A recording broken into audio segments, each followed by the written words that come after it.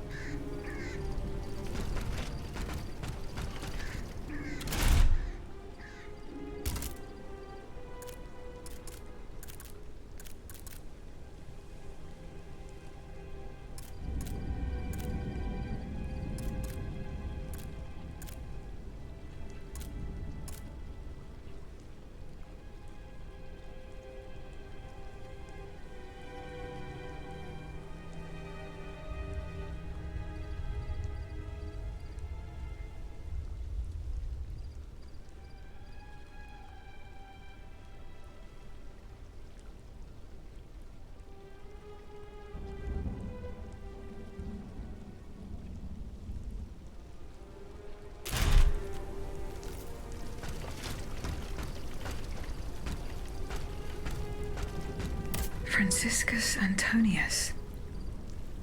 What unusual names. Whose cane could this be? Perhaps the guests at the Cordelier can enlighten me.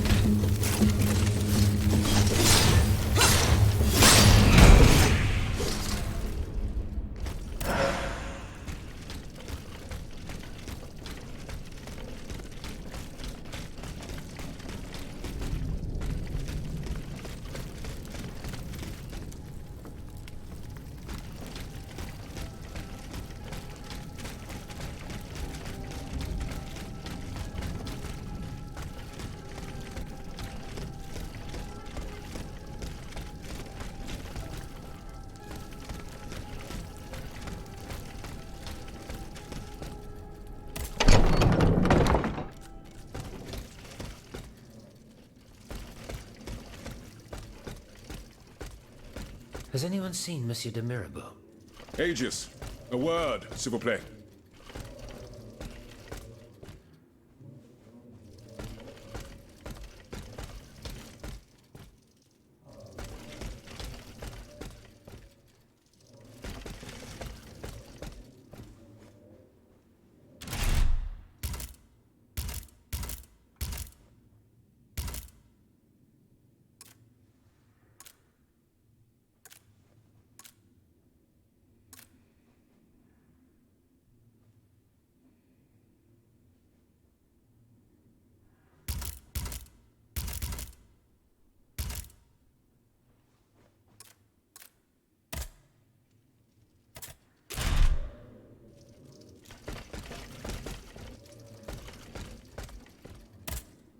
Monsieur le Marquis.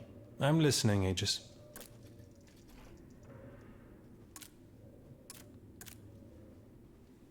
Franciscus Antonius. Do these names mean anything specific to you? Francois Antoine. Hold on. Of course. That's the master arquebusier who killed the beast of Gévaudan. The affair took place during the reign of Louis the Beloved, just a few leagues from the castle where I grew up. I was still a young boy, but I remember it like it was yesterday. It caused a stir all over the country. I doubt that it has anything to do with my case. I don't know. I'll let you be the judge of that.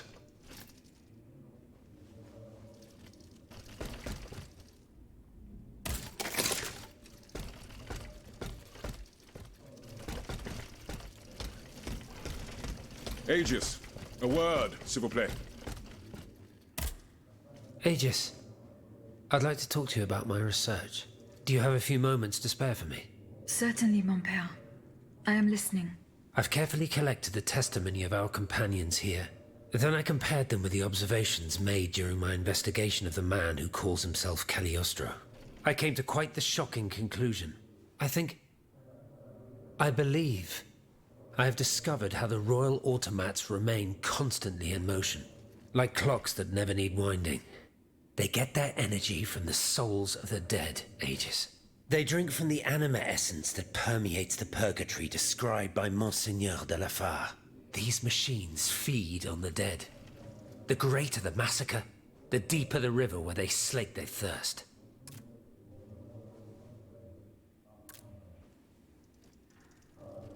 Franciscus Antonius.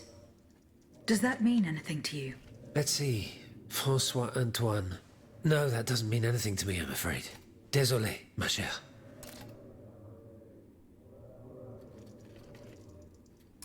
Goodbye, mon père.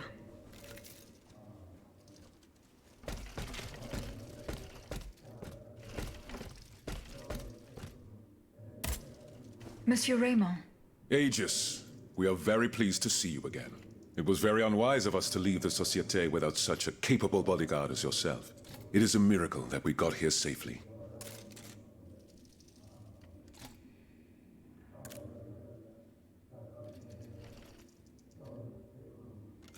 What do you want to talk to me about? Have you ever heard of the Club de Massiac, Aegis? No, monsieur. It's an association that meets at the Hotel de Massiac, just west of Les Halles. It counts some of the wealthiest plantation owners in the Empire. Those from Saint-Domingue and the Petite Santilles, our most formidable adversaries. They are waging a war of influence to keep the slave trade going, and resort to the vilest methods to achieve their ends. They worship nothing but money, and their greed is matched only by their cruelty. Regrettably, my interests occasionally require me to suffer their company. 2 months ago, I was in Le Havre to settle some business with the Admiralty, when I overheard a conversation between two planters from Basse-Terre. If they are to be believed, the Club de Massiac is plotting to create sleepless slaves, des esclaves sans sommeil. Those were their exact words. It's hard to say what this could possibly mean, but I fear they plan to administer some foul drug to their slaves to force them to toil day and night, without rest. Our organization will not let these poor souls endure such a hell. Aegis, we must look into this. It is a matter of great urgency. You speak of greed, Monsieur Raymond. But could you enlighten us as to what makes you any different from the planters you condemn? What exactly do you accuse me of, Monsieur de Robespierre? S'il vous plaît, do tell. Do you not also exploit the labor of these poor souls yourself on your indigo plantation? I fight every minute of every day to improve their condition. No one would have the audacity to deny this. If that's the case, then why wait? Free them. You preach abolition, yet you continue to line your pockets at their expense. The truth is, you refuse to upend the established colonial order because your entire fortune depends on it. It's easy to criticize from atop Mount Olympus, Maximilian. You know nothing of the realities of Saint-Domingue. What would happen to all these people if I freed them tomorrow? Without an education, without a livelihood, I would be condemning them to the most abject misery. No. I must act with both compassion and realism. It is true that every reform must be approached with prudence. This reform is not so difficult. I've begun it myself at La Belle Gabrielle, my plantation in Guyane. There you will not find slaves, but workers who earn a weekly wage. And my plantation is no less profitable. Ah, yes, profit. Because that's the most important thing. Don't you see, the law of nature gives every man the right to cultivate his own land. Monsieur, calm yourselves. I implore you. Now is no time to quarrel. What Monsieur Raymond has related to us is extremely worrying. We must find out more about this plot to create sleepless slaves as quickly as possible. Aegis, you are the only one who stands a chance of making it to the Hôtel de Massiac alive.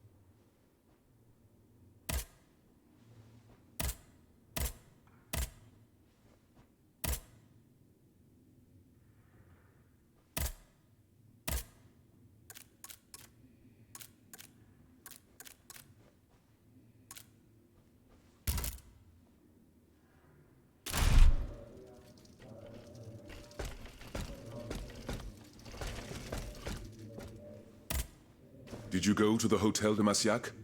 No, not yet. Remember, it's by Les Halles, just west of the Marché des Innocents.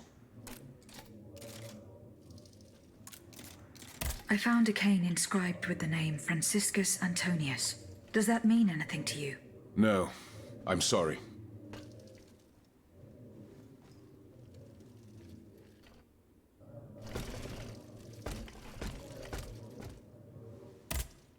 My respects, Monseigneur.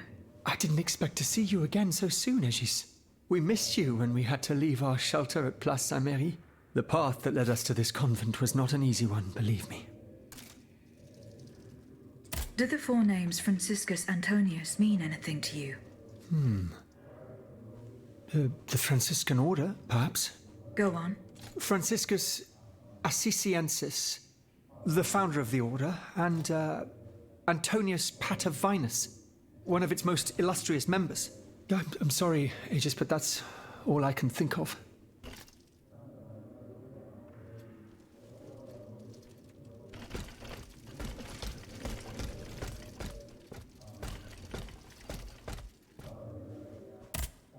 Monsieur B. Does the name Franciscus Antonius mean anything to you? We scholars have the strange habit of adopting names from antiquity. I imagine that we're actually looking for someone named Francois Antoine. But no matter how hard I think, I'm afraid it doesn't ring a bell.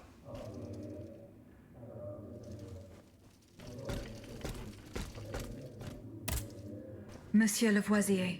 What can I do for you, Aegis?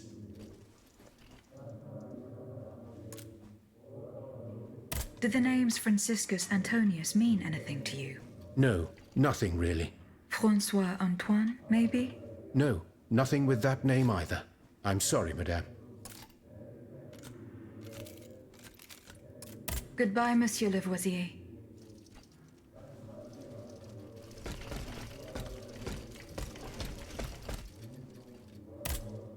Eh bien. Do you come bearing news from Monsieur Marat? No, not yet. I have it on good authority that he is in the quarries in Montmartre. He's the only person who could show you a way to reach the Bastille. Don't forget.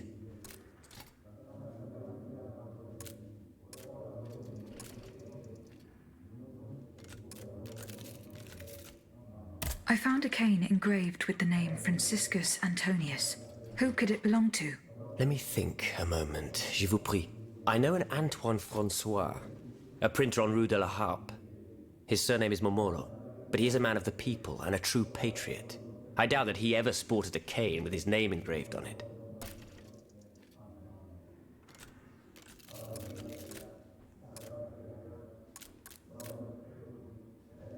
I have yet to procure Monsieur Necker's bonds. You don't intend to leave them to the king, do you? No, that is out of the question. That's good to hear. Quoi qu'il en soit, if you do manage to get them, come and find me. Is your plan to arm the populace going as planned? Oh, far from it, madame. The situation is hopeless. Even if they were armed and formed into battalions, the Patriots would not be able to fight. Why is that?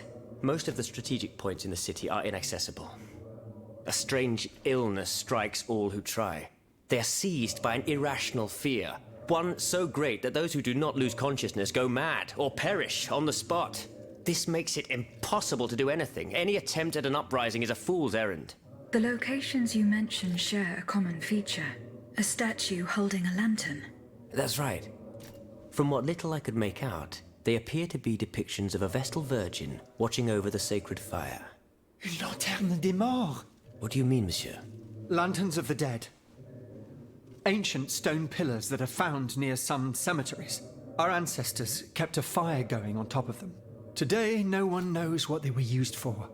A symbol of light triumphing over darkness, perhaps? Others claim that human bones, mercury and lime, were burnt there.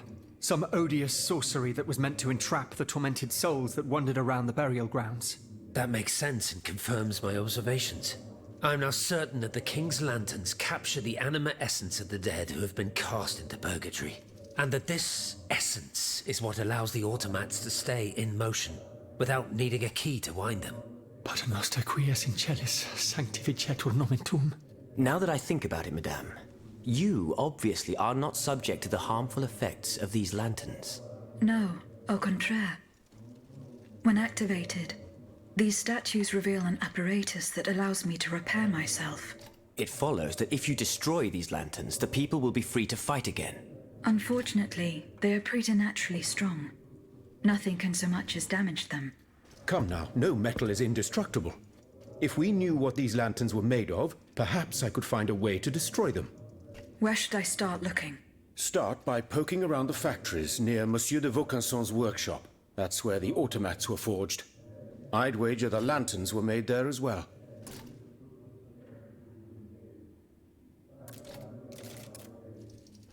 Were you present when the Estates General was dissolved? Oui, madame. I had a front row seat. I witnessed what it cost to defy the crown. We laid bare before the king the abject misery of his subjects. It was more than he could suffer. So he had the people's representatives dispersed by means of bayonets. At least we only had to contend with soldiers made of flesh and blood. Positively angelic compared to the machines that have swept through Paris.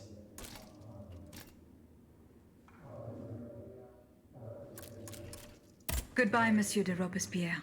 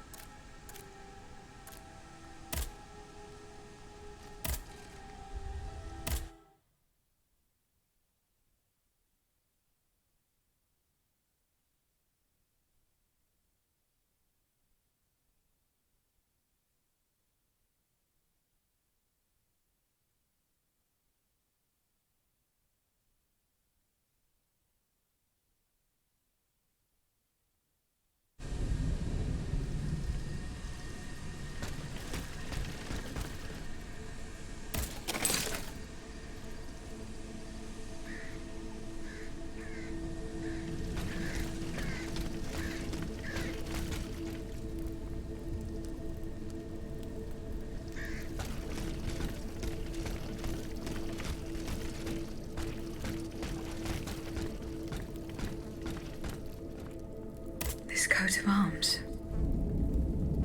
It's from the Bastille.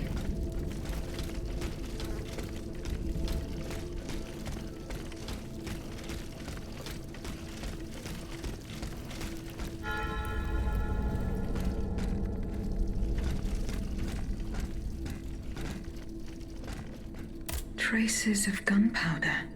It would appear that Monsieur Lavoisier's gunpowder was taken to the Bastille.